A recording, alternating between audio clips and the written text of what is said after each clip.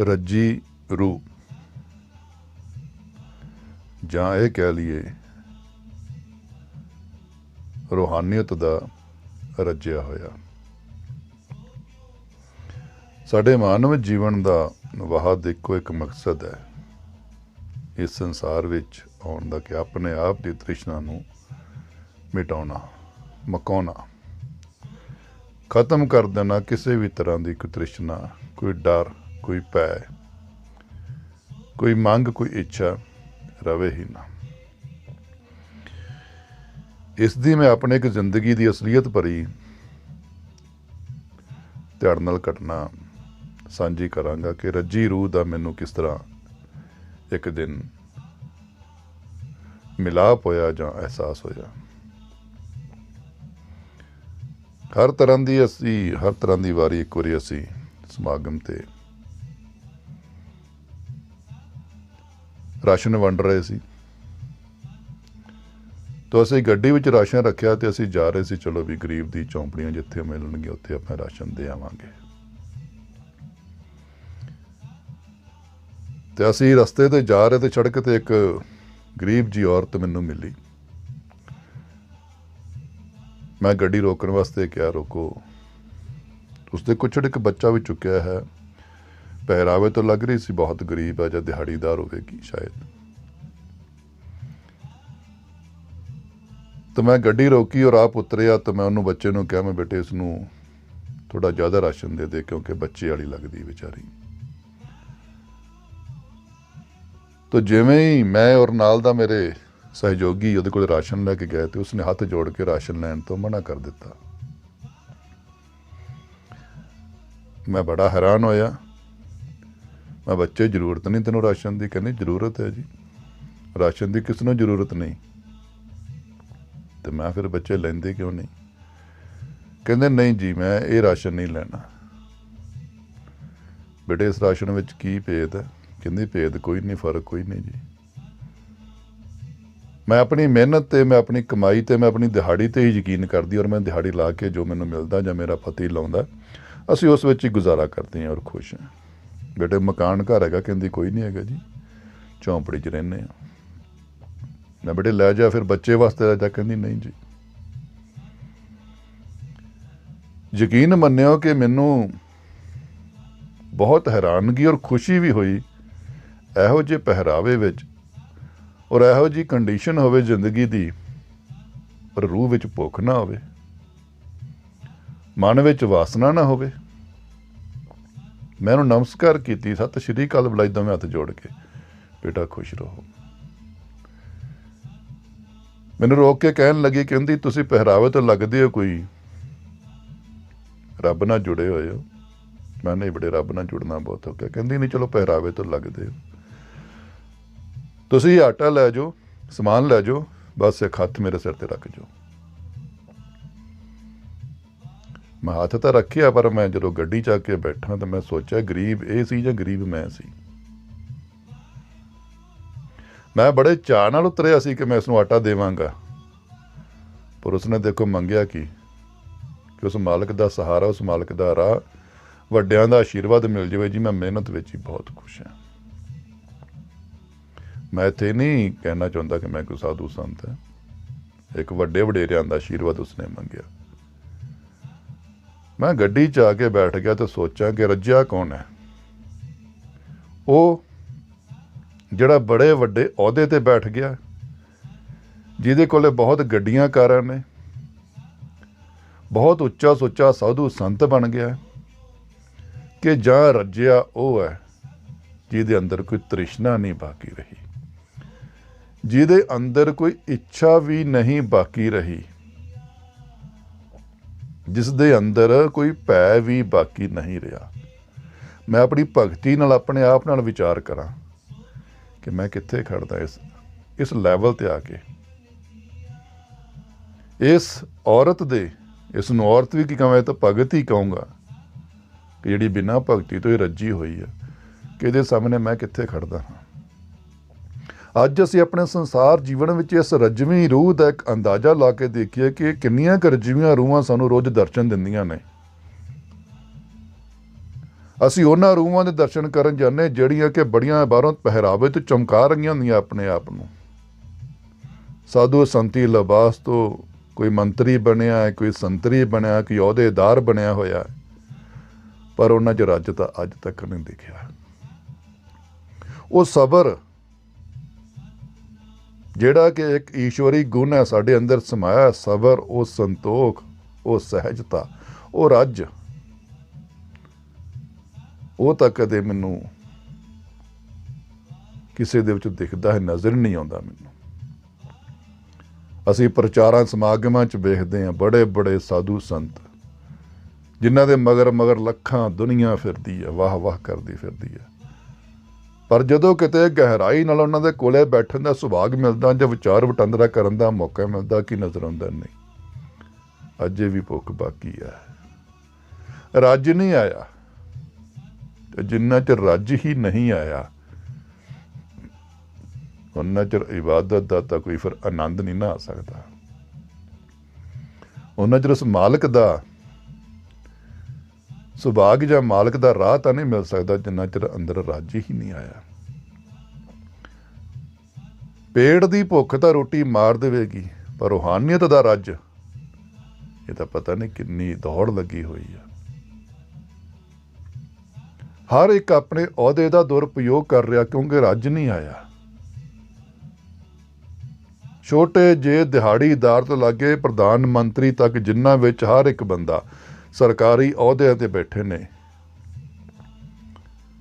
ਆਪਣੀਆਂ ਤਨਖਾਹਾਂ ਵਿੱਚ ਸੰਤੁਸ਼ਟੀ ਨਹੀਂ, ਆਪਣੀ ਕਮਾਈ ਵਿੱਚ ਸੰਤੁਸ਼ਟੀ ਨਹੀਂ, ਜੋ ਈਸ਼ਵਰ ਨੇ ਸਾਨੂੰ ਦਿੱਤਾ ਹੋਇਆ ਉਹਦੇ ਵਿੱਚ ਸਾਨੂੰ ਸੰਤੁਸ਼ਟੀ ਨਹੀਂ, ਭੁੱਖ।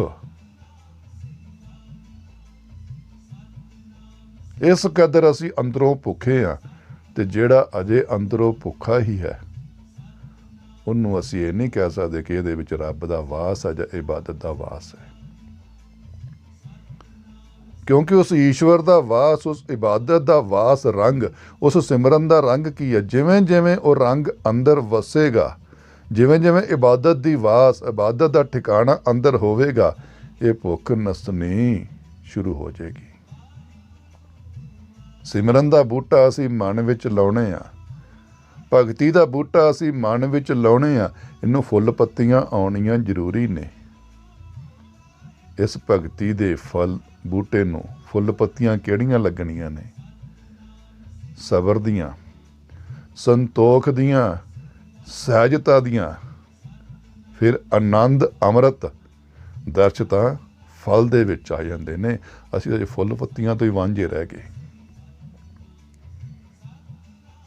ਅਸੀਂ ਸਬਰ ਦੀਆਂ ਗੱਲਾਂ ਨਾ ਕਰੀਏ ਕਿਉਂਕਿ ਭਗਤੀ ਦਾ ਹਿਸਾਬ ਸੰਸਾਰ ਨੇ ਨਹੀਂ ਦੇਣਾ। ਭਗਤੀ ਦਾ ਹਿਸਾਬ ਕਿਤਾਬ ਉਸ ਮਾਲਕ ਦੇ ਨਾਲ ਸਾਹਮਣੇ ਬੈਠ ਕੇ ਹੋਣਾ ਹੈ। ਆਪਦੇ ਰੂਬਰੂ ਹੋਣਾ, ਉੱਥੇ ਤੱਕ ਆਤਮਾ ਤੇ ਪਰਮਾਤਮਾ ਦੇ ਵਿਚਾਲੇ ਹੀ ਵਾਰਤਾ ਹੋਣੀ ਹੈ, ਉੱਥੇ ਸਮਾਜਤਾ ਨਹੀਂ ਆਉਣਾ ਵਿੱਚ। ਅਸੀਂ ਆਪਣੀ ਸੱਚਾਈ, ਆਪਣੀ ਇਮਾਨਦਾਰੀ, ਆਪਣੀ ਭਗਤੀ ਦੀ ਵਾਹਵਾ ਦੁਨੀਆ ਵਿੱਚ ਖੱਟਣੀ ਚਾਹੁੰਦੇ ਆ ਕਿ ਲੋਕੀ ਜਿੰਨੀ ਜ਼ਿਆਦਾ ਮੈਨੂੰ ਮੰਨਣਗੇ ਸ਼ਾਇਦ ਮੈਂ ਉਨਾ ਹੀ ਵੱਡਾ ਭਗਤ ਹਾਂ। ਅਸੀਂ ਵੀ ਉਹਨੂੰ ਹੀ ਸਾਧੂ ਸੰਤ ਮੰਨਦੇ ਜਿਹਦੇ ਮਗਰ ਬੜੀ ਭੀੜ ਆ, ਔਰ ਇਨਸਾਨ ਨੂੰ ਵੀ ਵਹਿਮ ਮਾਰ ਜਾਂਦਾ ਕਿ ਜਿੰਨੀ ਮੇਰੀ ਦੁਨੀਆ ਵਾਹ ਵਾਹ ਕਰ ਰਹੀ ਆ ਸ਼ਾਇਦ ਮੈਂ ਉਨਾ ਹੀ ਵੱਡਾ ਸਾਧੂ ਹਾਂ, ਉਨਾ ਹੀ ਵੱਡਾ ਸੰਤ ਹਾਂ, ਮੇਰੀ ਪਹੁੰਚ ਬੜੀ, ਮੇਰੀ ਪਹਿਚਾਣ ਬੜੀ ਆ। ਇਹ ਸੰਸਾਰੀ ਪਹੁੰਚ, ਸੰਸਾਰੀ ਪਹਿਚਾਣ ਤਾਂ ਮੈਨੂੰ ਅੰਦਰੋਂ ਤ੍ਰਿਸ਼ਨਾ ਨਹੀਂ ਮੇਰੀ ਬੁਝਾ ਸਕਦੀ। ਇਹ ਮੇਰੀ ਭੁੱਖ ਹੀ ਆ ਜਿਹੜੀ ਮੈਨੂੰ ਇੰਨਾ ਵੱਡਾ ਕਰਨ ਵਿੱਚ ਲਾਈ ਹੋਈ ਹੈ। ਦੁਨੀਆ ਨੂੰ ਸਮਝਾਉਣ ਦੇ ਮੈਨੂੰ ਇਹ ਵੀ ਭੁੱਖ ਹੀ ਹੈ ਕਿ ਮੈਂ ਦੁਨੀਆ ਨੂੰ ਸਮਝਾਵਾਂ, ਦੁਨੀਆ ਨੂੰ ਰਾਹ ਦਿਖਾਵਾਂ।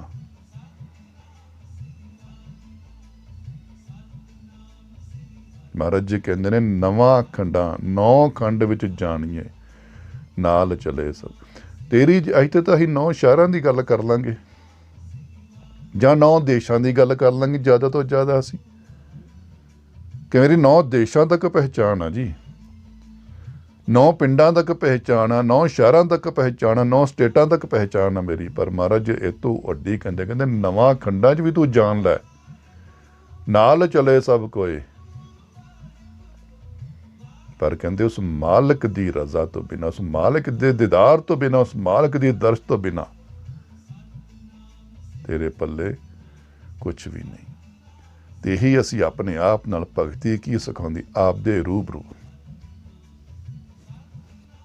अपने आप दे रूबरू होना, अपने आप नाल विचार करनी। संसार नाल विचार तां बाद विच करांगे, पहले अपने आप नाल विचार करनी सीखिए। गुरबाणी पढ़िए, गीता पढ़िए, चाहे कितों सत्संग सुनिए। फिर अपनियां इंद्रियां नूं एकत्रित करिए, ये सत्संग है।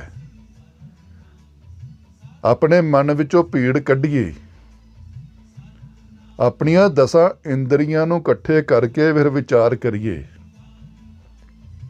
इन्हां इंद्रियां नूं लाइए इस सत्संग विच, इस सिमरन विच, गुरबाणी सुनन विच, गुरबाणी पढ़न विच।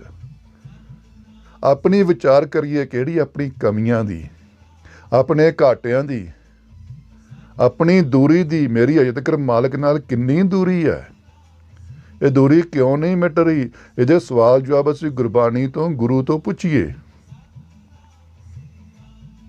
गुरबाणी विचों लभीए कि मेरी ये दूरी क्यों नहीं मिट रही, मेरे अंदर की कमियां ने। हर एक सवाल का अध्यात्मक का, खास करके मैं कहना ना अध्यात्मक का, थाडे हर एक सवाल का जवाब गुरबाणी दे विच मौजूद है।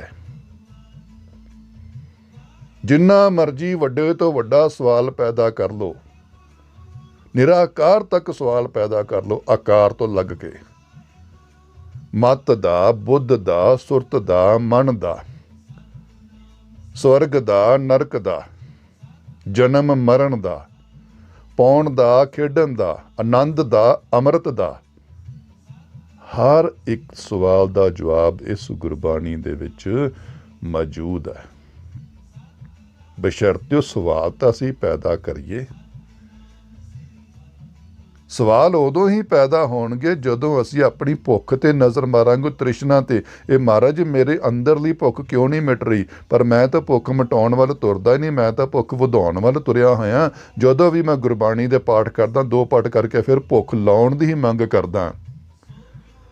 सच्चे पातशाह मेरा आ भी काम कर दी, गुरु जी मेरा ये भी काम कर देना, बाबा जी मेरियां आ भी मन्नतां पूरियां कर दो। भुख तां लाउण आए सी भी लथ जवे। अहीं तां गुरबाणी नूं, गुरु नूं, ज्ञान नूं, राह नूं, अध्यात्मक नूं सगों भुख वधाउण वास्ते वरत लिया। जिंदगी विच अपने नाल विचार करिए। 2 अहम साडे दुश्मन डर अते मंग। अज तीर्थां ते जाने आ, गुरुद्वारियां विच जाने आ, मंदिरां विच जाने आ, नमाज़ां करदे ने मुसलमान, ईसाई इन्नियां मोमबत्तियां बालदे ने, प्रे करदे ने। उन्हां नूं पुछिए कि ये निष्काम होके कर रहे हो, कि ये ईश्वर दा प्रेम है, कि उस वाहिगुरू दे दीदार दी भुख लगी है तां गुरबाणी दा पल्ला फड़िया है, कि जां मंगां दे मारे होए ने पल्ला फड़ लिया है, जां डर दे मारे होए ने पल्ला फड़ लिया है। बहुतात दुनिया तां मंगां दी मारी हुई फड़िया होया पल्ला, इच्छावां दे मारे होए ने पल्ला फड़िया होया है। जद कि महाराज भरम कढ़दे ने, भाई तेरा दाना पानी, तेरा जो भी किस्मत दा सुख दुख है ना, ये जीवन तो पहलों लिखिया गया। ये तेरियां अरदासां व्यर्थ ने, एवें ना कर। अरदास करनी तो अपने ईश्वर लई कर, अपने मालक लई कर, मिलन लई कर, अपनी अंतर आत्मा लई कर, शरीर लई मिट्टी लई ना कर। क्योंकि अज तू अरदास करदा तो इन्ना ही, इनू यही नहीं पता कल दे तेरे को सवास हैगे या कि नहीं हैगे। अपनी वो तृष्णा, अपनी रूह नूं रजाउण वास्ते अरदास करके, महाराज मैनू वो तोसा, मैनू वो बुरकी, मैनू वो बूंद बबीहे वाली, मैनू अमृत वाली बूंद, उस बूंद नाल मैनू नवाजो मेरे सतगुरु मेरे साईं, तां जो मेरे अंदरों मेरी जिहड़ी रूह है इस शरीर नूं छड्डण तो पहलों बिल्कुल रज जावे, निडर हो जावे, जिहदे विच पहलों कोई भुख ही ना रवे, ਤੇ ਰੂਹਾਨੀਅਤ ਦੀਆਂ ਭੁੱਖਾਂ ਕਿਹੜੀਆਂ ਦੇਖੇ। ਰਾਜ ਵੀ ਇੱਕ ਭੁੱਖ ਹੈ, ਸੱਤਾ ਵੀ ਇੱਕ ਭੁੱਖ ਹੈ, ਅਹੁਦਾ ਵੀ ਇੱਕ ਭੁੱਖ ਹੈ, ਪ੍ਰਧਾਨਗੀ ਵੀ ਭੁੱਖ ਹੈ, ਵੱਡੇ ਦਿਖਣਾ ਭੁੱਖ ਹੈ, ਫਿਰ ਕਾਮ ਕ੍ਰੋਧ ਲੋਭ ਮੋਹ ਅਹੰਕਾਰ ਵੀ ਕੀ ਹੈ, ਭੁੱਖ ਹੈ। ਕੀ ਅਸੀਂ ਰੋਗ ਇਹ ਭੁੱਖ ਮਿਟਾ ਲਈ? ਕੀ ਅਸੀਂ ਭੁੱਖ ਵਾਸਤੇ ਉਹ ਔਸ਼ਧੀ, ਉਹ ਮਹਾਰਾਜ ਦੇ ਕਰੋ ਸਬਰ ਦਾ ਤੋਸਾ, ਸੰਤੋਖ ਦਾ ਤੋਸਾ, ਸੰਤੋਖ ਦੀ ਗੋਲੀ ਅਸੀਂ ਖਾ ਲਈ ਆ ਕਿ ਮੇਰੇ ਅੰਦਰ ਹੁਣ ਕੋਈ ਭੁੱਖ ਰਹੀ ਹੀ ਨਹੀਂ। ਇੱਕੋ ਹੀ ਭੁੱਖ ਬਾਕੀ ਰਹਿ ਗਈ, ਮਹਾਰਾਜ ਤੈਨੂੰ ਵੇਖਣ ਦੀ, ਤੈਨੂੰ ਪਾਉਣ ਦੀ, ਤੈਨੂੰ ਮਿਲਣ ਦੀ ਭੁੱਖ ਰਹਿ ਗਈ ਬਸ ਮੈਨੂੰ। ਔਰ ਇਹ ਵੀ ਮੈਂ ਮਰਨ ਤੋਂ ਪਹਿਲਾਂ ਪੂਰੀ ਕਰਨੀ ਹੈ। ਇਸ ਭੁੱਖ ਤੇ ਨਜ਼ਰ ਮਾਰੀਏ ਕਿ ਇਹ ਮੈਨੂੰ ਭੁੱਖ ਲੱਗੀ ਹੈ। ਜਿਹੜਾ ਅੰਦਰੋਂ ਰੱਜ ਗਿਆ, ਇਹਨਾਂ ਵਿਕਾਰਾਂ ਤੋਂ ਹਟ ਗਿਆ, ਉਹਨਾਂ ਸਿੱਖਾਂ ਦਾ ਕਦੀ ਇਤਿਹਾਸ ਪੜ੍ਹਨਾ, ਮੌਤ ਕਬੂਲ ਕੀਤੀ, ਹਾਰ ਨਹੀਂ ਕਬੂਲ ਕੀਤੀ। ਕਿਉਂ? ਕਿਉਂਕਿ ਉਹ ਰੱਜ ਚੁੱਕੇ ਸੀ, ਉਹ ਅੰਦਰੋਂ ਰੱਜੇ ਹੋਏ ਸੀ। ਉਹਨਾਂ ਨੇ ਆਪਣੇ ਜੋਤ ਵਾਲੇ ਸਿੱਖੀ ਸਰੂਪ ਨੂੰ ਪਹਿਚਾਣ ਲਿਆ ਸੀ। ਉਹ ਜਾਤ ਵਾਲੇ ਸਿੱਖੀ ਸਰੂਪ 'ਚ ਉਲਝੇ ਹੀ ਨਹੀਂ ਹੋਏ ਸਨ। ਇਹ ਡਰ ਕਿੱਥੇ ਸੀ? ਜਾਤ ਵਾਲੇ ਸਿੱਖੀ ਸਰੂਪ 'ਚ। ਇਹ ਅਹੁਦੇ ਦੀ ਭੁੱਖ ਕਿੱਥੇ ਸੀ? ਜਾਤ ਵਾਲੇ, ਜਾਤ ਭਾਵ ਸਰੀਰ ਵਾਲੇ, ਅੰਦਰਲੇ ਜਾਤ ਮਹਿ ਜੋਤ। ਜਦੋਂ ਜੋਤ ਵਾਲੇ ਸਿੱਖੀ ਸਰੂਪ ਤੇ ਪਹੁੰਚੇ, ਕੋਈ ਡਰ ਨਹੀਂ ਰਿਹਾ, ਕੋਈ ਭੈ ਨਹੀਂ ਰਿਹਾ, ਕੋਈ ਖੌਫ ਨਹੀਂ ਰਿਹਾ, ਹੁਣ ਕੋਈ ਇੱਛਾ ਨਹੀਂ ਰਹੀ। ਮੈਂ ਰੱਜ ਗਿਆ, ਮੈਂ ਤ੍ਰਿਪਤ ਹੋ ਗਿਆ ਮਾਲਕਾ। ਹੁਣ ਤਾਂ ਮੇਰੀ ਭੁੱਖ ਇੱਕੋ ਹੀ ਆ, ਇਸ ਜੋਤ ਨੂੰ ਮੈਂ ਜਾਤਾਂ ਤੱਕ ਲੈ ਕੇ ਜਾਣਾ ਹੈ। ਇਸ ਜੋਤ ਨੂੰ ਮੈਂ ਜਾਤਾਂ ਦੇ ਨਾਲ ਮਿਲਾਉਣਾ ਹੈ। ਇਸ ਜੋਤ ਨੂੰ ਮੈਂ ਜਾਤਾਂ ਦੇ ਨਾਲ ਰਲਾਉਣਾ ਆ। ਉੱਥੇ ਮੌਤ ਦਾ ਭੈ ਵੀ ਖਤਮ ਹੈ। ਹੁਣ ਅਸੀਂ ਇਹ ਵੇਖੀਏ, ਆਪਣੇ ਆਪ ਨਾਲ ਵਿਚਾਰ ਕਰੀਏ, ਕਿਸੇ ਨਾਲ ਨਹੀਂ, ਕਿਉਂਕਿ ਸੱਚੀ ਵਿਚਾਰ ਤਾਂ ਆਪਣੇ ਆਪ ਨਾਲ ਹੀ ਹੁੰਦੀ ਹੈ। ਆਪਣੇ ਆਪ ਨਾਲ ਵਿਚਾਰ ਕਰਕੇ ਵੇਖੀਏ ਕਿ ਮੈਂ ਰੱਜ ਗਿਆ, ਕਿ ਮੇਰੇ ਅੰਦਰ ਬਿਲਕੁਲ ਤ੍ਰਿਸ਼ਨਾ ਜਿਹੜੀ ਸੀ ਭਟਕਦੀ, ਉਹ ਖਤਮ ਹੋ ਗਈ। ਵੇਖੀਏ ਆਹ ਜਿਹੜੀਆਂ ਗੁਰਦੁਆਰਿਆਂ ਮੰਦਿਰਾਂ ਵਿੱਚ ਭੀੜ ਲੱਗੀ ਹੋਈ ਆ, ਇਹਨਾਂ ਨੂੰ ਪੁੱਛੀਏ ਖੜੇ ਕਰਕੇ ਕਿ ਤੁਸੀਂ ਈਸ਼ਵਰ ਦੇ ਮਿਲਾਪ ਲਈ ਇੱਥੇ ਖੜੇ ਹੋ ਲਾਈਨ ਵਿੱਚ? ਕੀ ਤੁਸੀਂ ਉਸ ਮਾਲਕ ਨੂੰ ਮੰਗਣ ਆਏ ਹੋ? ਉਸ ਸ਼ਿਵ ਨੂੰ, ਉਸ ਰਾਮ ਨੂੰ, ਉਸ ਵਾਹਿਗੁਰੂ ਨੂੰ ਹੀ ਮੰਗਣ ਆਉਂਦੇ ਹੋ? ਜਿਹੜਾ ਪਾਠ ਕਰਦੇ ਹੋ, ਜਿਹੜੀ ਪੂਜਾ ਕਰਦੇ ਹੋ, ਵਰਤ ਕਰਦੇ ਹੋ, ਅਰਦਾਸ ਕਰਦੇ ਹੋ, ਕਿ ਇਹ ਤੁਸੀਂ ਇਹਨਾਂ ਦਾ ਇੱਕੋ ਹੀ ਫਲ ਰੱਖਿਆ ਕਿ ਮੈਨੂੰ ਇਹਨਾਂ ਦੀ ਬਦੌਲਤ ਉਸ ਮਾਲਕ ਦਾ ਦਰਸ਼ ਹੋਵੇ। ਬਹੁਤ ਕੋਈ ਹਜ਼ਾਰਾਂ 'ਚੋਂ, ਸ਼ਾਇਦ ਲੱਖਾਂ 'ਚੋਂ ਇੱਕ ਅੱਧੀ ਇਹੋ ਜਿਹੀ ਰੱਜਵੀਂ ਰੂਹ ਮਿਲੇਗੀ ਜਿਹੜੀ ਕਵੇ ਕਿ ਨਹੀਂ, ਮੈਨੂੰ ਤਾਂ ਮਾਲਕ ਦੀ ਭੁੱਖ ਹੈ। ਤੇ ਫਿਰ ਉਹ ਕਿਵੇਂ ਕਹਦੀ ਰੱਜਿਆ? ਉਹ ਭਾਵੇਂ ਰਾਜਾ ਆ, ਪਰ ਉਹ ਭੁੱਖਾ ਆ, ਭਿਖਾਰੀ ਹੈ, ਚੋਰ ਹੈ, ਕਿਉਂਕਿ ਹੱਕ ਮਾਰ ਰਿਹਾ ਹੈ, ਦੂਸਰਿਆਂ ਦੇ ਹੱਕ ਖਾ ਰਿਹਾ ਹੈ। ਉਹਨੂੰ ਰਾਜਾ ਨਹੀਂ ਕਵਾਂਗੇ। ਰਾਜਾ ਤਾਂ ਉਹ ਜਿਸ ਦੇ ਸਿਰ ਤੇ ਉਸ ਦਾ ਤਖਤ ਹੈ, ਉਸ ਦਾ ਤਾਜ ਆ, ਜਿਹੜਾ ਰੂਹ ਤੋਂ ਰੱਜ ਗਿਆ, ਜਿਸ ਨੂੰ ਮਹਾਰਾਜ ਅਕਾਲ ਪੁਰਖ ਆਪ ਨਵਾਜੇ। ਧਨ ਤੋਂ ਵੀ ਕਦੀ ਕੋਈ ਰਾਜਾ ਹੋਇਆ? ਲੱਖਾਂ ਆਏ ਨੇ, ਲੱਖਾਂ ਜਾਣੇ ਨੇ, ਕਰੋੜਾਂ ਆਏ ਨੇ, ਕਰੋੜਾਂ ਚਲ ਜਾਣੇ ਨੇ। ਉਸ ਜ਼ਿੰਦਗੀ ਦਾ ਰਾਜ ਲੱਭੀਏ ਜਿਹੜੀ ਜ਼ਿੰਦਗੀ ਸਦਾ ਰਹਿਣੀ ਹੈ, ਜਿਹੜਾ ਨਿਹਚਲ ਰਾਜ ਹੈ, ਨਿਹਚਲ, ਜਿਸਨੇ ਹਿਲਣਾ ਹੀ ਨਹੀਂ, ਜਿਸਨੇ ਕਦੀ ਮਿਟਣਾ ਹੀ ਨਹੀਂ, ਜਿਸਨੇ ਕਦੀ ਮੁੱਕਣਾ ਹੀ ਨਹੀਂ। ਉਸ ਰਾਜ ਦੇ ਪਾਂਧੀ ਤਾਂ ਬਣਾਂਗੇ ਜਦ ਦੁਨਿਆਵੀ ਰਾਜ, ਸਰੀਰਕ ਰਾਜ ਤੋਂ, ਜਾਤ ਦੇ ਰਾਜ ਤੋਂ ਅਸੀਂ ਪਿੱਛਾ ਛੱਡੀਏ। ਤਾਂ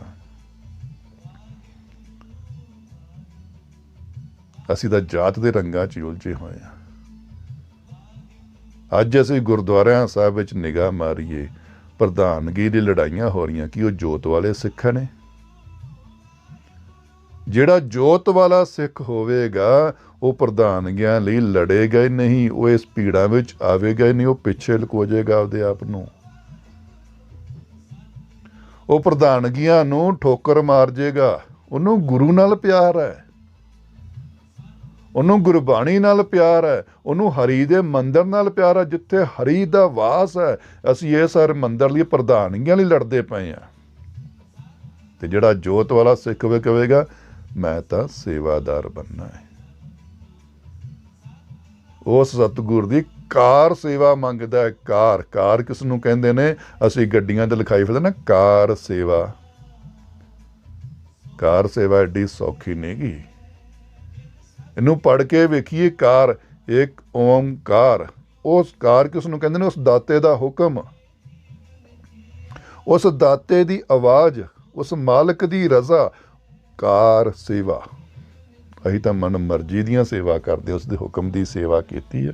ਉਸ ਦੇ ਹੁਕਮ ਦੀ ਤਾਂ ਭਾਈ ਕਨ੍ਹੱਈਆ ਜੀ ਵੇਖੋ, 10 ਗੁਰੂ ਸਾਹਿਬਾਨ ਵੇਖੋ, ਗੁਰੂ ਨਾਨਕ ਦੇਵ ਮਹਾਰਾਜ ਜੀ ਵੇਖੋ, ਹਰਕ੍ਰਿਸ਼ਨ ਮਹਾਰਾਜ ਜੀ ਵੇਖੋ। ਕਿਉਂਕਿ ਰੱਜ ਨਹੀਂ ਆਇਆ ਅੰਦਰੋਂ ਰੂਹ ਰੱਜੀ ਨਹੀਂ, ਇਸ ਕਰਕੇ ਭਟਕਣਾ ਦਾ ਦੌਰ ਚੱਲਦਾ ਹੀ ਰਿਹਾ। ਕਿਉਂ? ਮੈਨੂੰ ਜਗ੍ਹਾ ਜਗ੍ਹਾ ਭੱਜਣ ਦਾ ਚਾਅ ਲੱਗ ਰਿਹਾ, ਕਿਉਂਕਿ ਮੈਂ ਜਾਤ ਵਾਲੇ ਸਿੱਖੀ ਨੂੰ ਲੱਭਦਾ ਰਿਹਾ। ਕਿਉਂ ਮੈਂ ਬਾਹਰ ਭੱਜਦਾ ਰਿਹਾ? ਗੁਰਦੁਆਰਿਆਂ ਦੀਆਂ ਯਾਤਰਾਵਾਂ ਨੂੰ ਮੈਂ ਕਿਉਂ ਸਿੱਖ ਲੱਭਦਾ ਰਿਹਾ ਕਿ ਮੈਂ ਚੋ ਸਿੱਖੀ ਲੱਭੂ? ਕਿਉਂਕਿ ਮੈਂ ਜੋਤ ਵਾਲੀ ਸਿੱਖੀ ਤੱਕ ਗਿਆ ਹੀ ਨਹੀਂ। ਜੋਤ ਵਾਲੀ ਸਿੱਖੀ ਤਾਂ ਤੇਰੇ ਅੰਦਰ ਸੀ, ਕਿਤੇ ਸੀ ਗੁਰਬਾਣੀ ਵਿੱਚ ਸੀ, ਗੁਰਦੁਆਰੇ ਦੀ ਯਾਤਰਾ ਵਿੱਚ ਨਹੀਂ ਸੀ।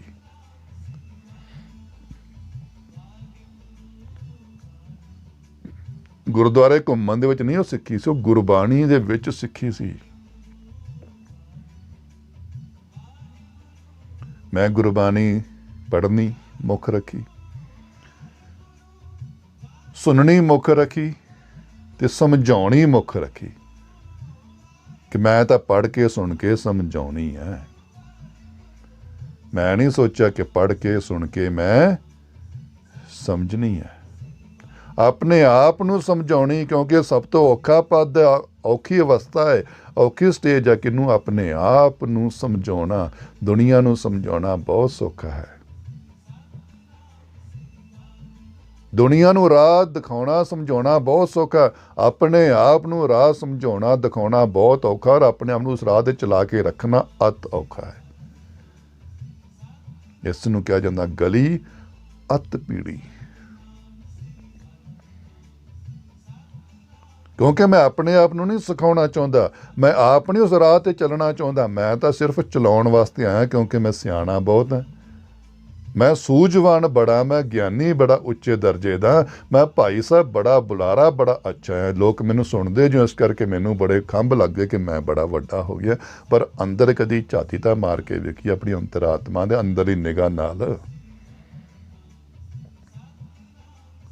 ਸਾਰਾ ਪੰਨਾ ਹੀ ਖੁੱਲ ਜਾਵੇਗਾ। ਮੈਂ ਆਪਣੀ ਆਤਮਾ ਰਜਾਉਣ ਆਇਆ ਜ਼ਿੰਦਗੀ 'ਚ। ਇਸ ਜੀਵਨ ਦਾ ਮਕਸਦ ਕੀ ਹੈ? ਵਾਹਦ ਇੱਕੋ ਇੱਕ ਮਕਸਦ, ਅਵਰ ਕਾਜ ਤੇਰੇ ਕਿਤੇ ਨਾ ਕਾਮ, ਕਿਤੇ ਵੀ। ਉਸ ਮਾਲਕ ਦੀ ਖੋਜ, ਉਸ ਮਾਲਕ ਨਾਲ ਮੁਲਾਕਾਤ, ਉਸ ਮਾਲਕ ਨਾਲ ਜਾਣ ਪਹਿਚਾਨ ਮੌਤ ਤੋਂ ਪਹਿਲਾਂ ਹੋਣੀ ਜ਼ਰੂਰੀ ਹੈ। ਇਹ ਜੀਵਨ ਦਾ ਮਕਸਦ ਹੈ, ਰਜਾਉਣੀ। ਜਿਹੜੀ ਇੰਨੇ ਜਨਮਾਂ ਦੀ ਮੇਰੀ ਆਤਮਾ ਭੁੱਲੀ ਭਟਕੀ ਭੁੱਖੀ ਫਿਰਦੀ ਆ,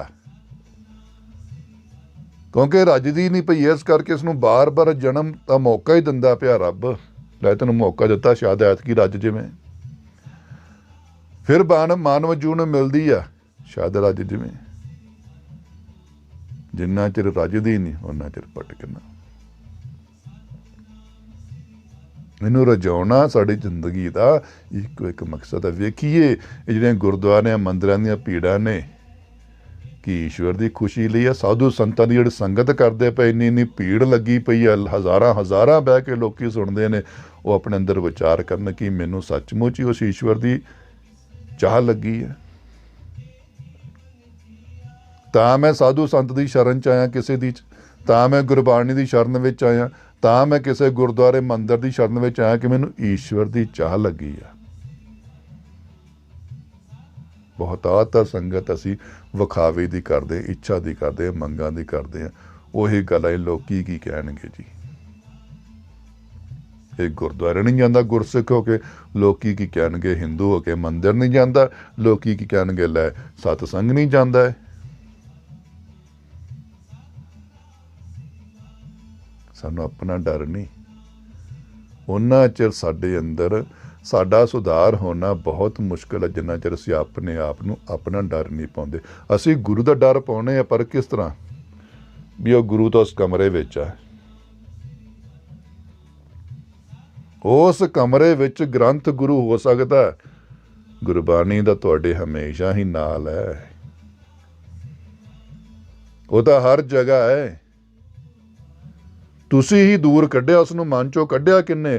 ਜਦੋਂ ਕੋਈ ਬੁਰਾ ਵਿਚਾਰ ਫੁਰਿਆ, ਜਿਸ ਤਰ੍ਹਾਂ ਘਰਾਂ ਵਿੱਚ ਅਕਾਮ, ਮੈਂ ਕਈ ਵਾਰੀ ਘਰਾਂ 'ਚ ਜਾ ਵੇਖਿਆ, ਉਹਨਾਂ ਨੇ ਇੱਕ ਪਾਸੇ ਮਹਾਰਾਜ ਦਾ ਪ੍ਰਕਾਸ਼ ਕੀਤਾ ਹੁੰਦਾ, ਪਰਦਾ ਲਾਇਆ ਨਾ, ਦੂਜੇ ਪਾਸੇ ਮਹਿਮਾਨਾਂ ਦਾ ਕਮਰਾ ਬਣਾਇਆ ਹੁੰਦਾ। ਇਹ ਕਦਲੀ ਜੀ ਇਹ ਦਾਰੂ ਦੂਰੂ ਪੀਂਦੇ, ਇਸ ਕਰਕੇ ਅਸੀਂ ਮਹਾਰਾਜ ਦੇ ਕਮਰੇ 'ਚ ਪਰਦਾ ਕਰ ਦਿੰਦੇ ਹਾਂ ਜਾਂ ਦਰਵਾਜ਼ਾ ਬੰਦ ਕਰ ਦਿੰਦੇ ਹਾਂ।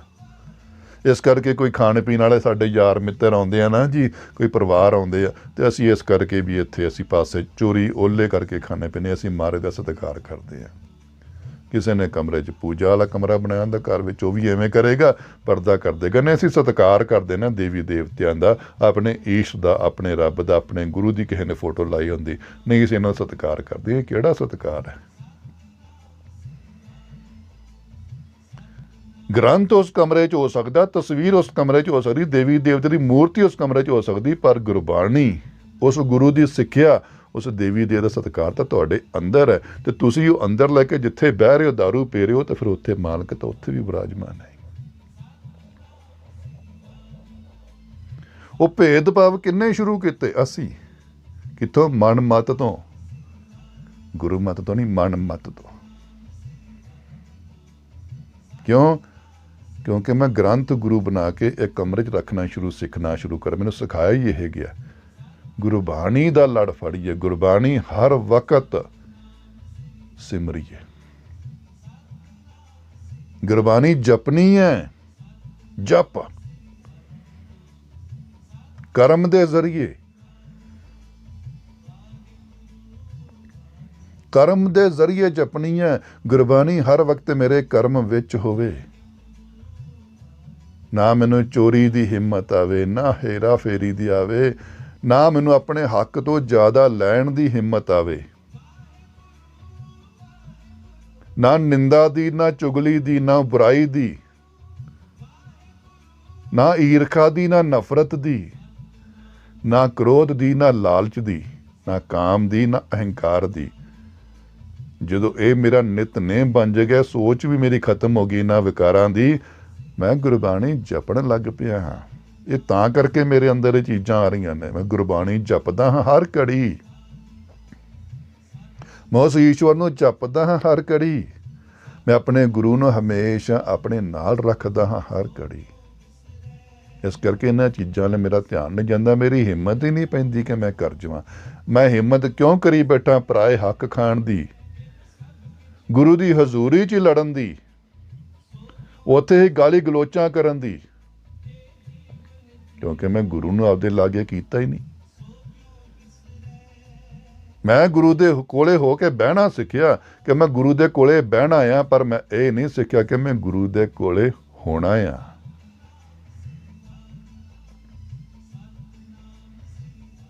ਮੈਂ ਗੁਰੂ ਦੇ ਕੋਲੇ ਬਹਿਣਾ ਸਿੱਖਿਆ ਆ, ਜਾਂ ਗੁਰੂ ਨੂੰ ਆਪਦੇ ਘਰੇ ਲਿਆਉਣਾ ਸਿੱਖਿਆ, ਫੁੱਲਾਂ ਦੀ ਵਰਖਾ ਕਰਕੇ, ਉੱਪਰ ਚੌਵਰ ਕਰਕੇ, ਉੱਪਰ ਛਤਰ ਲਾ ਕੇ, ਸੜਕਾਂ ਰਾਹਾਂ ਧੋ ਕੇ ਘਰੇ ਲਿਆਉਣਾ ਸਿੱਖਿਆ। ਪਰ ਜਿਹੜਾ ਘਰ ਮੇਰਾ ਸੀ, ਮੈਂ ਆਪਣੇ ਅੰਦਰ ਨਹੀਂ ਲਿਆਉਣਾ ਸਿੱਖਿਆ ਗੁਰੂ ਨੂੰ। ਅੰਦਰ ਦਾ ਰਾਤ ਮੈਂ ਧੋਤਾ ਹੀ ਨਹੀਂ, ਘਰ ਦੇ ਵਿਹੜੇ ਤਾਂ ਧੋਲੇ ਮੈਂ, ਸੜਕ ਤਾਂ ਧੋਲੀ ਮੈਂ, ਆਪਣੇ ਮਨ ਦਾ ਵਿਹੜਾ ਤਾਂ ਮੈਂ ਧੋਤਾ ਹੀ ਨਹੀਂ, ਜਿੱਥੇ ਗੁਰੂ ਨੂੰ ਬਾਉਣਾ ਸੀ। ਉਸ ਰੂਹਾਨੀਅਤ ਨੂੰ ਜਗਾਇਆ ਨਹੀਂ ਜਿਸਨੇ ਗੁਰੂ ਦੇ ਨੇੜੇ ਹੋਣਾ ਸੀ। ਅੱਖਾਂ ਦੇ ਵਿੱਚੋਂ ਵਿਰਾਗ ਦੇ ਹੰਝੂ ਤਾਂ ਵਗੇ ਹੀ ਨਹੀਂ, ਜਿਨ੍ਹਾਂ ਨੇ ਫੁੱਲ ਬੰਨਣਾ ਸੀ ਉਸ ਗੁਰੂ ਦੇ ਉੱਪਰ। ਤੜਫ ਉਹ ਪੀੜ ਦੇ ਕਦੀ ਕਹਿੰਦੇ ਫੁੱਲ ਤਾਂ ਵਰਸੇ ਹੀ ਨਹੀਂ, ਜਿਨ੍ਹਾਂ ਦੀ ਖੁਸ਼ਬੂ ਸੁਣ ਕੇ ਉਸ ਗੁਰੂ ਨੇ ਭੱਜੇ ਆਣਾ ਸੀ। ਇੱਟਾਂ ਰੋੜਿਆਂ ਦੇ ਕਹਿੰਦੇ ਘਰ ਨੇ, ਇਹ ਗੁਰੂ ਨੂੰ ਬਿਠਾਉਣ ਦੀ ਜਗ੍ਹਾ ਨੇ। ਗੁਰੂ ਨੂੰ ਬਿਠਾਉਣ ਦੀ ਜਗ੍ਹਾ ਹੀ ਇੱਕ ਮਨ, ਅੰਤਰ ਮਨ। ਉੱਥੇ ਤਾਂ ਅਸੀਂ ਸੰਸਾਰ ਬਿਠਾਈ ਬੈਠੇ ਹਾਂ, ਸਮਾਜ ਬਿਠਾਈ ਬੈਠੇ ਹਾਂ। ਉੱਥੇ ਤਾਂ ਅਸੀਂ ਆਪਣੇ ਬਣਾਈ ਬੈਠੇ ਹਾਂ, ਨਹੀਂ ਆ ਮੇਰੇ ਨੇ, ਆ ਮੇਰੇ ਨੇ। ਤੇ ਮੂਰਖ ਮਤ ਹਾਰੇ, ਕਿਸੇ ਨੂੰ ਪਤਾ ਮੈਂ ਛੱਡ ਜਾਣੇ ਨੇ, ਮੈਂ ਛੱਡ ਜਾਣੇ ਨੇ, ਪਰ ਫਿਰ ਵੀ ਹਿੰਮਤ ਨਹੀਂ। ਕਿਉਂ? ਮੇਰੀ ਆਤਮਾ ਨਹੀਂ ਰੱਜੀ ਨੇ, ਇਸ ਕਰਕੇ ਮੈਂ ਇਹਨਾਂ ਤੋਂ ਕਿਵੇਂ ਛੁੱਟ ਜਾਵਾਂ? ਮੈਂ ਕਿਵੇਂ ਖੜਾ ਛੁਡਾ ਜਾਵਾਂ ਇਹਨਾਂ ਕੋਲੋਂ? ਕਿਉਂਕਿ ਮੇਰੀ ਆਤਮਾ ਅਜੇ ਭੁੱਖੀ ਆ। ਕਾਮ ਦੀ ਭੁੱਖੀ ਹੋਵੇਗੀ, ਜੋੜ ਦੀ ਭੁੱਖੀ ਹੋਵੇਗੀ, ਮਕਾਨ ਦੀ ਭੁੱਖੀ ਹੋਵੇਗੀ।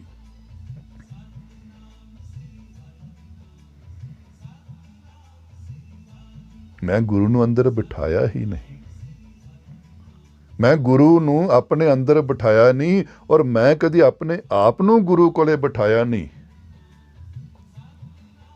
ਗੁਰੂ ਕੋਲੇ ਜਾਣਾ ਮੇਰਾ ਸੁਭਾਗ ਹੈ। ਸਵੇਰ ਸ਼ਾਮ ਗੁਰੂ ਨੂੰ ਘਰੇ ਲਿਆਉਣਾ, 3 ਦਿਨ ਲਈ ਅਖੰਡ ਪਾਠ ਸਾਹਿਬ ਕਰਾਉਣਾ, ਜਾਂ ਕੀਰਤਨ ਕਰਾਉਣਾ, ਜਾਂ ਮੈਂ ਸਤਸੰਗ ਕਰਾਉਣਾ ਘਰੇ, ਬਸ। ਉਸ ਤੋਂ ਬਾਅਦ ਵਿਦਾ ਵੀ ਦੇ ਦੇਣੀ, ਜਾਓ ਗੁਰੂ ਜੀ ਹੁਣ ਚਲੇ ਜਾਓ। ਗੁਰੂ ਕੋਲੇ ਬੈਠਣਾ, ਗੁਰੂ ਕੋਲੇ ਹੋਣਾ, ਗੁਰੂ ਦੇ ਨੇੜੇ ਹੋਈਏ। ਜਿਸ ਦੀ ਇੱਕ ਬੜੀ ਅੱਛੀ ਪਰਿਭਾਸ਼ਾ ਹੁੰਦੀ, ਕਹਿੰਦੇ ਨੀਅਰ ਕਦੀ ਡੀਅਰ ਨਹੀਂ ਹੁੰਦੇ, ਤੇ ਡੀਅਰ ਕਦੀ ਨੀਅਰ ਹੋਣ ਦੀ ਲੋੜ ਨਹੀਂ ਪੈਂਦੀ। ਉਹ ਨਜ਼ਦੀਕੀ ਜ਼ਰੂਰੀ ਤਾਂ ਨਹੀਂ ਪ੍ਰੇਮੀ ਹੋਣ। ਜਿੰਨੇ ਨਜ਼ਦੀਕ ਨੇ ਜ਼ਰੂਰੀ ਨਹੀਂ ਉਹਨੇ ਪ੍ਰੇਮੀ ਹੋਣ। ਇਹ ਪ੍ਰੇਮੀ ਹੋਣਾ ਪੈਣਾ, ਕਿਉਂਕਿ ਪ੍ਰੇਮ ਦਾ ਮਾਰਗ ਹੈ, ਪ੍ਰੇਮ ਦੀ ਰਾਹ ਹੈ। ਜਿਨ ਪ੍ਰੇਮ ਕੀਓ ਤਿਨ ਹੀ ਪ੍ਰਭੂ ਪਾਇਓ। ਪ੍ਰੇਮ ਦੀ ਪਰਿਭਾਸ਼ਾ ਬਹੁਤ ਗਹਿਰੀ ਹੈ, ਕਿਤੇ ਫਿਰ ਵਿਚਾਰ ਕਰਾਂਗੇ। ਪ੍ਰੇਮ, ਪਿਆਰ, ਮੋਹ 'ਚ ਕੀ ਫਰਕ ਹੈ? ਅੱਜ ਅਸੀਂ ਭੁੱਖ ਦੀ ਗੱਲ ਕਰ ਰਹੇ ਹਾਂ। ਆਪਣੇ ਆਪ ਨਾਲ ਵਿਚਾਰ ਕਰੀਏ, ਆਪਣੇ ਆਪ ਨਾਲ ਅਸੀਂ ਸਾਂਝ ਪਾਈਏ ਕਿ ਮੈਂ ਅੰਦਰੋਂ ਰੱਜ ਚੁੱਕਾ ਹਾਂ। ਮੈਂ ਉਸ ਈਸ਼ਵਰ ਦੀ ਰਜ਼ਾ ਵਿੱਚ ਆ ਗਿਆ ਹਾਂ, ਜੋ ਮੈਨੂੰ ਦਿੰਦਾ ਹੈ ਤਿਲ ਫੁੱਲ ਲੂਣ, ਚਾਹੇ ਮੱਖਣ, ਚਾਹੇ ਘਿਓ, ਚਾਹੇ ਦੇਸੀ, ਚਾਹੇ ਚੋਪੜੀ, ਚਾਹੇ ਸੁੱਕੀ। ਮੈਨੂੰ ਹਰ ਮੌਕੇ ਆਨੰਦ ਲੱਗਦਾ ਹੈ, ਕਿਉਂਕਿ ਮੈਂ ਰੱਜਿਆ ਹੋਇਆ। ਇਹ ਚੀਜ਼ਾਂ ਮੈਨੂੰ ਹੁਣ ਹਿਲਾ ਹੀ ਨਹੀਂ ਸਕਦੀਆਂ। ਜੇ ਰੇਸ਼ਮ ਦਿੰਦਾ ਹੈ ਤਾਂ ਵੀ ਮੈਂ ਖੁਸ਼ ਹਾਂ, ਜੇ ਲੀਰਾਂ ਦਿੰਦਾ ਹੈ ਤਾਂ ਵੀ ਮੈਨੂੰ ਖੁਸ਼ ਹੈ। ਜੇ ਦੁੱਖ ਦੇ ਤਾਂ ਤੁਝੇ ਅਰਾਧੂ, ਜੇ ਸੁੱਖ ਦੇ ਤਾਂ ਤੁਝੇ ਅਰਾਧੂ। ਦੁੱਖ ਸੁੱਖ ਤੇਰੇ ਅਰਾਧਨ ਵਾਸਤੇ ਮੈਂ ਲਾ ਲਿਆ ਦਾਤਿਆ। ਜੇ ਭੁੱਖ ਦੇ, ਇਹ ਅਵਸਥਾ ਵੇਖੀਏ ਕਿ ਆ ਗਈ ਹੈ ਮੇਰੇ ਅੰਦਰ। ਕੀ ਮੈਂ ਸਰੀਰ ਦੀ ਭੁੱਖ ਤੋਂ ਹਟ ਕੇ, ਇਸ ਜਾਤ ਦੀ ਭੁੱਖ ਤੋਂ ਹਟ ਕੇ, ਇਸ ਜਾਤ ਦੇ ਮੋਹ ਤੋਂ ਹਟ ਕੇ, ਇਸ ਜਾਤ ਦੇ ਡਰ ਤੋਂ ਹਟ ਕੇ, ਮੈਂ ਹੁਣ ਜੋਤ ਵਾਲੇ ਸਵਰੂਪ ਵਿੱਚ ਪਹੁੰਚ ਗਿਆ ਹਾਂ। ਉਸ ਜੋਤ ਵਾਲੇ ਰੂਪ ਵਿੱਚ, ਜੋਤ ਦੀ ਭੁੱਖ ਵਿੱਚ ਪਹੁੰਚ ਗਿਆ। ਜੋਤ ਵਿੱਚ ਕੋਈ ਭੁੱਖ ਰਹਿ ਜਾਂਦੀ, ਉਹ ਜਾਤੇ ਦੀ। ਇਹ ਜਿੰਨੀਆਂ ਭੁੱਖਾਂ ਨੇ, ਇਹ ਜਾਤ ਵਿੱਚ ਆ, ਸਰੀਰ ਵਿੱਚ ਆ। ਇਹਦਾ ਮਤਲਬ ਅਸੀਂ ਆਪਣੇ ਆਪ ਨੂੰ ਫਿਰ ਗੁਰਸਿੱਖ ਨਾ ਕਹੀਏ ਅਜੇ। ਗੁਰਸਿੱਖ ਜੋਤ ਦਾ ਰੂਪ ਹੈ, ਗੁਰਸਿੱਖ ਜੋਤ ਦਾ ਨਾਂ ਹੈ।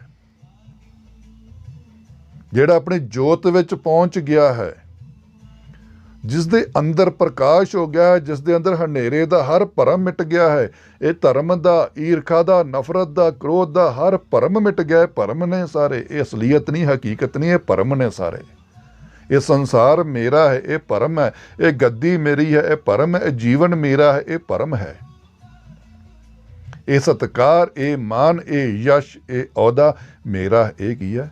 ਸਾਰੇ ਭਰਮ ਹਨ, ਕਿਉਂਕਿ ਸਰੀਰ ਵਿੱਚ ਸਾਰੇ ਭਰਮ ਹੀ ਹਨ।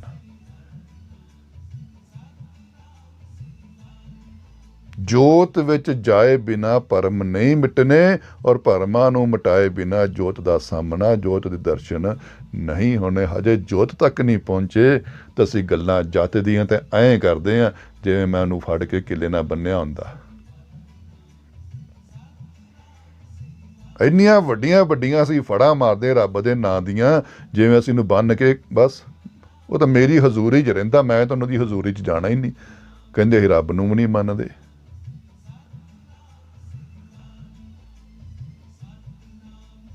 ਉਸ ਦੀ ਮਾਲਕ ਦੀ ਹੋਂਦ ਨੂੰ ਹਜੇ ਬਹੁਤ ਦੂਰ ਆ ਸਾਡੇ ਲਈ।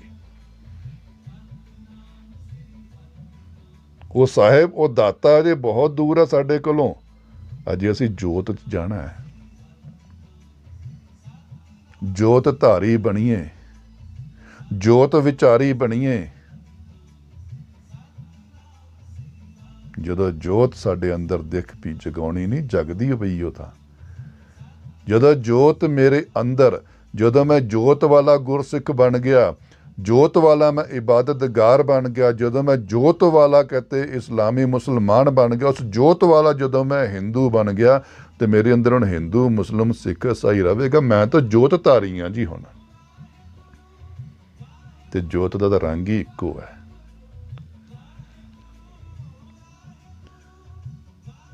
ਜੋਤ ਦਾ ਤਾਂ ਰੂਪ ਹੀ ਇੱਕੋ ਹੈ, ਜੋਤ ਦਾ ਤਾਂ ਰੰਗ ਹੀ ਇੱਕੋ ਹੈ। ਉਹ ਤਾਂ ਕਹਿੰਦੇ ਫਿਰ ਮਾਨਸ ਕੀ ਜਾਤ ਸਭੇ ਏਕੇ ਪਹਿਚਾਨ ਬੋ। ਉੱਥੇ ਮਾਨਸ ਦੀ ਜਾਤ ਪਹਿਚਾਣ ਹੁੰਦੀ ਜੋਤ ਵਿੱਚ ਜਾ ਕੇ। ਜਿੰਨਾ ਚਿਰ ਜਾਤ ਵਿੱਚ ਹੈ, ਲੜਾਈਆਂ ਝਗੜੇ ਰਹਿਣੇ ਨੇ, ਮਜ਼ਹਬੀ ਝਗੜੇ ਮੁੱਕਣੇ ਹੀ ਨਹੀਂ ਗੇ।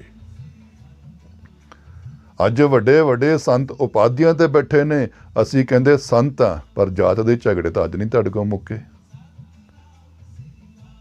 ਕਿਵੇਂ ਕਹੀਏ ਕਿ ਤੁਸੀਂ ਸੰਤ ਹੋ, ਕਿਵੇਂ ਕਹੀਏ ਕਿ ਤੁਸੀਂ ਸਾਧੂ ਹੋ, ਤੁਹਾਡੇ ਕੋਲ ਜਾਤ ਦੇ ਝਗੜੇ ਤਾਂ ਮੁਕਾਏ ਨਹੀਂ ਗਏ। ਕਿਉਂ ਨਹੀਂ? ਇਹ ਮੁੱਕਣੇ ਹੀ ਨਹੀਂ। ਇਹ ਸੰਸਾਰ ਦਾ ਨਿਯਮ ਹੈ।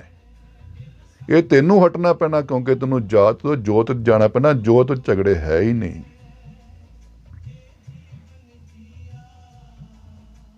ਜੋਤ ਵਿੱਚ ਕੋਈ ਵੀ ਝਗੜਾ ਹੈ ਹੀ ਨਹੀਂ। ਤੇ ਜਦੋਂ ਜੋਤ ਵਿੱਚ ਇੰਨੀ ਨਿਰਮਲਤਾ ਆ ਜਾਂਦੀ ਹੈ ਤੇ ਜਾਤੇ ਦਾ ਤੁਸੀਂ ਅੰਦਾਜ਼ਾ ਲਗਾ ਲਓ, ਉਸ ਸਾਹਿਬ ਦਾ ਅੰਦਾਜ਼ਾ ਲਗਾ ਲਓ।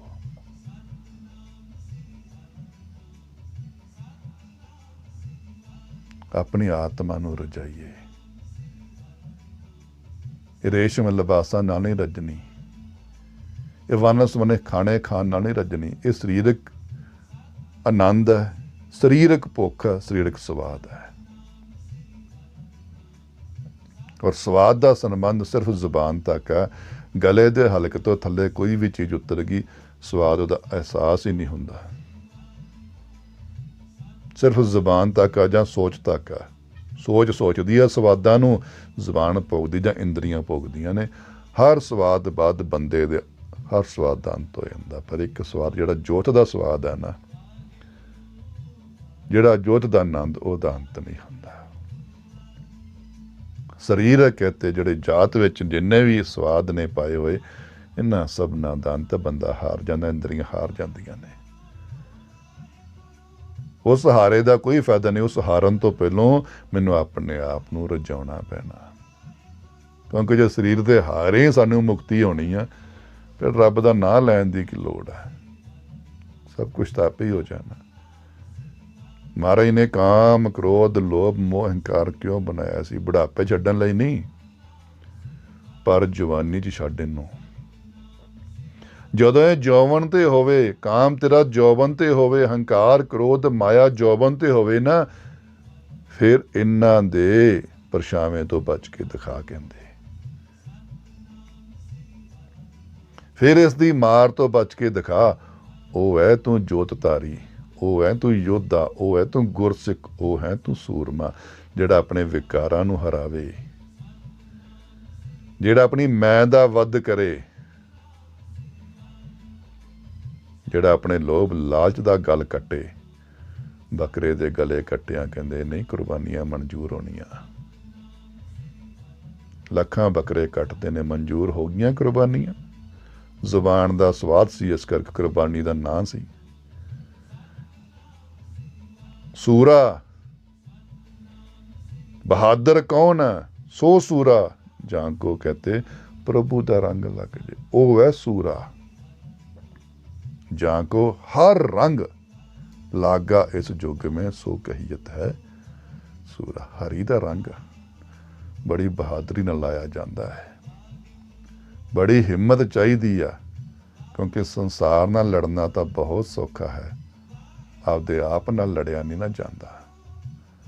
संसार नूं जितन वास्ते तुहाडे कोल 100 सलाहां ने, 100 हथियार ने, 100 तरीके ने। ਆਪਦੇ ਆਪ ਨੂੰ ਜਦੋਂ ਜਿੱਤਣ ਦੀ ਵਾਰੀ ਆਉਂਦੀ ਤਾਂ ਬੰਦਾ ਹਥਿਆਰ ਚੁੱਕਣ ਤੋਂ ਪਹਿਲਾਂ ਹੀ ਸੁੱਟ ਦਿੰਦਾ ਹੈ। ਉਹ ਨਹੀਂ ਸੂਰਾ। ਮਹਾਰਾਜ ਕਹਿੰਦੇ ਸੂਰਾ ਆਪਣੀ ਮੈਂ ਮਾਰ, ਆਪਣੇ ਇਸ ਜਾਤ ਦੇ ਭੇਦ ਨੂੰ ਸਮਝ। ਇਹ ਜਾਤ ਦੀਆਂ ਲੜਾਈਆਂ ਨਾ ਲੜ, ਜਾਤ ਲਈ ਲੜਾਈਆਂ ਨਾ ਲੜ। ਜੋਤ ਵਿੱਚ ਜਾ, ਆਪਣੇ ਜਾਤ ਦੀਆਂ ਮਨਸ਼ਾਵਾਂ, ਇਹ ਬੇੜੀਆਂ, ਇਹ ਛਾਵਾਂ ਦੀਆਂ ਕੱਟ ਸਾਰੀਆਂ ਕਹਿੰਦੇ ਜੰਜੀਰਾਂ। ਉਸ ਜੋਤ ਤੱਕ ਪਹੁੰਚ, ਜੇ ਜੋਤ ਤੱਕ ਪਹੁੰਚੇਗਾ ਤਾਂ ਤੂੰ ਸੂਰਾ ਹੈ। ਸੋ ਸਿੱਖ ਜਿਸ ਜੋਤੀ ਜੋਤ ਮਿਲਾਈ। ਸੂਰਾ ਤੇ ਸਿੱਖ। ਦੇਖੀਏ ਅਸੀਂ ਆਪਣੇ ਆਪ ਨਾਲ ਵਿਚਾਰ ਕਰੀਏ ਕਿ ਮੈਂ ਦਿਖਾਵੇ ਦਾ ਰੱਜਿਆ ਹੋਇਆ ਹੈ ਕਿ ਮੈਂ ਸੱਚਮੁੱਚ ਰੱਜਿਆ।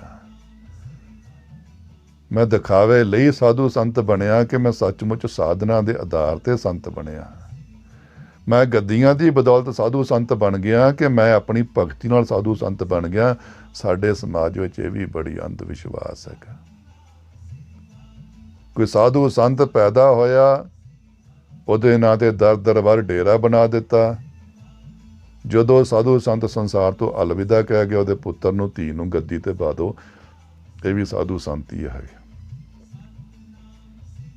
ਇਨਸਾਨ ਦੇ ਘਰੇ ਇਨਸਾਨ ਪੈਦਾ ਹੋ ਸਕਦਾ, ਮੰਨਦੇ ਆ, ਪਰ ਸਾਧੂ ਦੇ ਘਰੇ ਸਾਧੂ ਹੀ ਪੈਦਾ ਹੋਵੇਗਾ। ਡਾਕਟਰ ਦੇ ਘਰੇ ਪੈਦਾ ਹੋਇਆ ਬੱਚਾ ਡਾਕਟਰ ਹੀ ਬਣੇਗਾ। ਇੰਜੀਨੀਅਰ ਦੇ ਘਰੇ ਪੈਦਾ ਹੋਇਆ ਬੱਚਾ ਇੰਜੀਨੀਅਰ ਹੀ ਬਣੇਗਾ। ਇਹਦਾ ਤਾਂ ਕੋਈ ਯਕੀਨ ਨਹੀਂ। ਅਸੀਂ ਭਾਵਨਾਤਮਕ ਤਰੀਕੇ ਨਾਲ ਅਧਿਆਤਮਕ ਲੱਭਦੇ ਪਏ ਹਾਂ, ਜਿਹੜੀ ਕਿ ਨਹੀਂ ਲੱਭਣੀ। ਅਸੀਂ ਭਾਵਨਾ 'ਚ ਵਹਿ ਜਾਂਦੇ ਹਾਂ, ਅਸੀਂ ਭਾਵਨਾ 'ਚ ਜੁੜਦੇ ਹਾਂ। ਭਾਵਨਾ ਅੰਨ੍ਹਿਆ ਕਰ ਦਿੰਦੀ ਸਾਨੂੰ, ਜਿਹਨੂੰ ਕਹਿੰਦੇ ਨੇ ਆਸਥਾ ਰੱਖੋ ਪਰ ਅੰਨੀ ਨਾ ਹੋਵੇ, ਵਿਸ਼ਵਾਸ ਰੱਖੋ ਪਰ ਅੰਨਾ ਵਿਸ਼ਵਾਸ ਨਾ ਹੋਵੇ।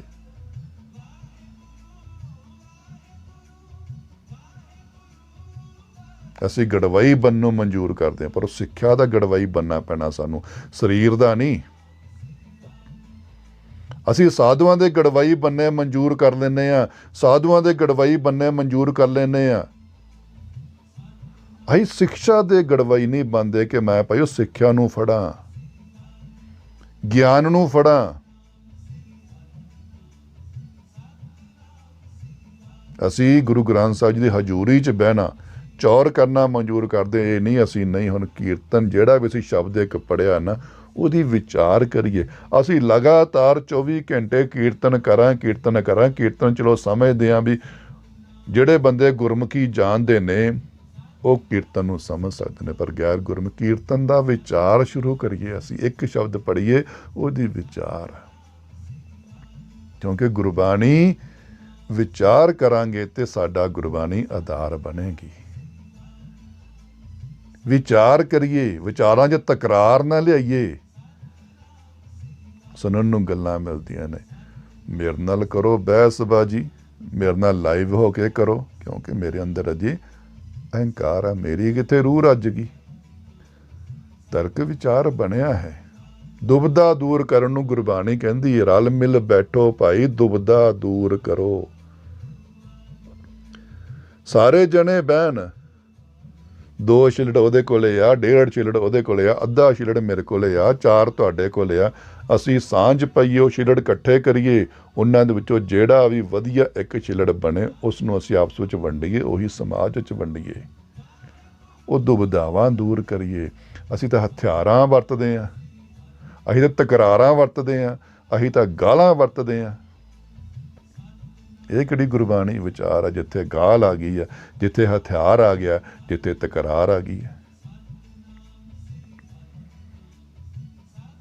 ਗੁਰਬਾਣੀ ਵਿਚਾਰ ਜਿਸ ਦੇ ਹਿਰਦੇ ਦੀ ਭੁੱਖ ਹੈ ਨਾ, ਉਹ ਨੀਵਾਂ ਹੋ ਕੇ ਵਿਚਾਰ ਕਰਦਾ ਹੈ, ਝੁਕ ਕੇ ਵਿਚਾਰ ਕਰਦਾ ਹੈ। ਉਹ ਜੋਤ ਤੋਂ ਵਿਚਾਰ ਕਰੇਗਾ, ਜਾਤੇ ਤੋਂ ਵਿਚਾਰ ਨਹੀਂ ਕਰੇਗਾ। ਜੋਤ ਵਿੱਚ ਅਹੰਕਾਰ ਨਹੀਂ ਹੈਗਾ। ਜਾਤ ਵਿੱਚ ਗੁਸਤਾਖੀ ਮਾਫ, ਜਾਤ ਵਿੱਚ ਉਹ ਜਾਤ ਤੋਂ ਕਰੇਗਾ। ਜਾਤ ਵਿੱਚ ਅਹੰਕਾਰ ਵੀ ਆ, ਕ੍ਰੋਧ ਵੀ ਆ, ਲੋਭ ਵੀ ਆ, ਰੁਤਬਾ ਵੀ ਆ, ਅਹੁਦਾ ਵੀ ਆ, ਵੱਡਾਪਨ ਵੀ ਆ, ਮੈਂ ਵੀ ਆ। ਜਦੋਂ ਜੋਤ ਤੋਂ ਅਸੀਂ ਵਿਚਾਰ ਕਰਾਂਗੇ ਨਾ, ਰਲ ਮਿਲ ਕੇ ਕਰਾਂਗੇ, ਠਹਿਰਾਵ ਨਾਲ ਕਰਾਂਗੇ, ਭੁੱਖ ਨਾਲ ਕਰਾਂਗੇ। ਕਿਹਦੀ ਭਾਈ? ਹੁਣ ਜਾਤੇ ਦੀ ਭੁੱਖ ਦੀ ਗੱਲ ਕਰੀਏ। ਗੱਦੀਆਂ ਦੀ ਗੱਲ ਨਹੀਂ ਹੋਵੇਗੀ ਉੱਥੇ, ਪ੍ਰਧਾਨਗੀਆਂ ਦੀ ਗੱਲ ਨਹੀਂ ਉੱਥੇ ਹੋਵੇਗੀ। ਉੱਥੇ ਤਾਂ ਗੱਲ ਹੀ जाते दी, वो है तर्क विचार। होनी चाहिए है, जरूर होनी चाहिए है, पर वो तां ही होवेगी जे जोतधारी गुरसिख इकट्ठे होण ते। जोत जगी वाले जे गुरसिख इकट्ठे होण तां अही तां हंकारधारी शस्त्रधारी इकट्ठे होके ते विचार करने चाहुंदे। विचार नहीं है, विचार जोत दे साए थल्ले होनी है, जोत दी भावना नाल होनी है, जाते दी चाह लैके होनी है। इन्ना कहंदा होया मैं इजाजत मंगदा असी अपने अंदर झाती मार के वेखिए कि मेरी रूह रज गई है, मौत दा समा तुरिया आउंदा पिया है, कोई दूर नहीं है। मौत फटाफट तुरी आउंदी है, पता नहीं अगले सवास ते मौत खड़ी होवे, की पता सानू।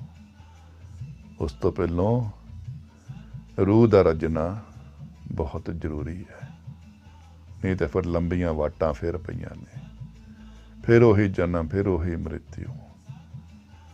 रूह रज गई, शरीर छुट जाए, कोई चिंता नहीं, कोई फिक्र नहीं। इस करके कोई भी बोलदियां चलदियां मैं हर वारी इको ही बेनती करता ना कि मैं कोई साधु या संत कोई फकीर नहीं, मैं उस जाते दी भुख दा एक वणजारा कह लो, राहगीर हाँ। बहुत ਜਿਹੜੀਆਂ ਵਿਚਾਰਾਂ ਹੁੰਦੀਆਂ ਨੇ ਹਮੇਸ਼ਾ ਦੋ ਤਰਫਾ ਹੋ ਜਾਂਦੀਆਂ ਨੇ। ਤੁਹਾਡੀ ਸੋਚ ਨਾਲ ਕਈ ਵਾਰੀ ਨਹੀਂ ਮੇਲ ਖਾਂਦੀਆਂ, ਕ੍ਰੋਧ ਬਣ ਜਾਂਦੀਆਂ ਨੇ। ਤੁਸੀਂ ਕਈ ਵਾਰੀ ਧਰਮ ਤੇ ਲੈ ਜਾਓਗੇ, ਕੋਈ ਧਰਮ ਦੀ ਗੱਲ ਨਹੀਂ ਹੁੰਦੀ, ਧਾਰਮਿਕਤਾ ਦੀ ਗੱਲ ਹੁੰਦੀ ਹੈ, ਵਿਚਾਰ ਦੀ ਗੱਲ ਹੁੰਦੀ। ਵਿਚਾਰ ਨਹੀਂ ਚੰਗੀ ਲੱਗੇ ਤੇ ਮੈਂ ਪਹਿਲੋਂ ਹੀ ਮਾਫੀ ਮੰਗਦਾ ਹਾਂ। ਚੰਗੀ ਲੱਗੇ ਤੇ ਇਸ ਨੂੰ ਵੰਡੋ, ਆਪਣੇ ਅੰਦਰ ਰੱਖੋ, ਔਰ ਇਸ ਨੂੰ ਪ੍ਰਫੁੱਲਤ ਕਰੋ। इन्ना कहता है मैं सब तो इजाजत मंगता हाँ। वाहिगुरु जी का खालसा, श्री वाहिगुरु जी की फतेह।